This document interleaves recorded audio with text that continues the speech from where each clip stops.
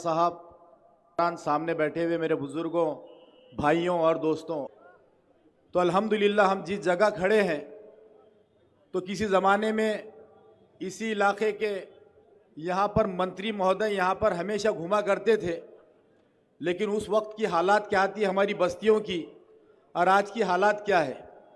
आप देखिए, इस यहाँ से लेकर महानगर पालिका तक आप चले जाएंगे तो ये सीसी रोड, पक्का रोड जो है तो आपको नज़र आ रहा है।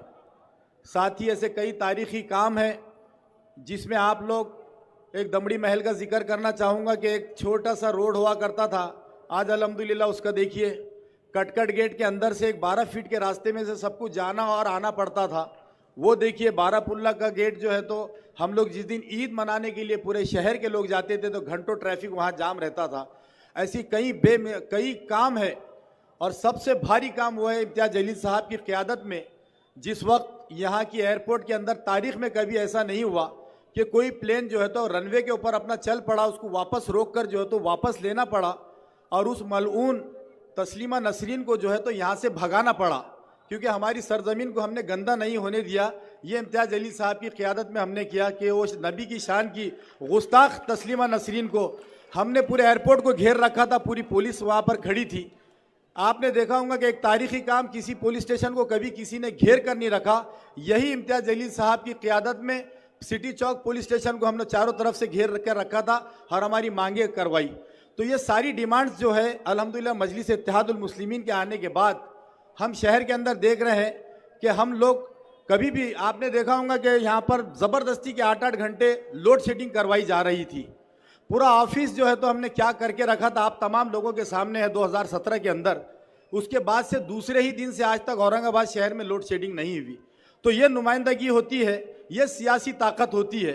ये सियासी ताकत को ख़त्म करने के लिए इससे पहले शिवसेना ने, बीजेपी ने सारे हथकंडे अपनाए, लेकिन वो कामयाब नहीं हुए क्योंकि यहाँ से एमएलए, यहाँ से एमपी और यहाँ से 25 कॉरपोरेटर्स भी चुनकर आए। लेकिन आज उनको हराने के लिए हमारे ही बीच में से कुछ दलालों को खड़ा किया गया है कि आप लोग ये दलाली का जिम्मा ले, आप लोग को रोज़ाना जो है तो कुछ एक अमाउंट दी जाएगी।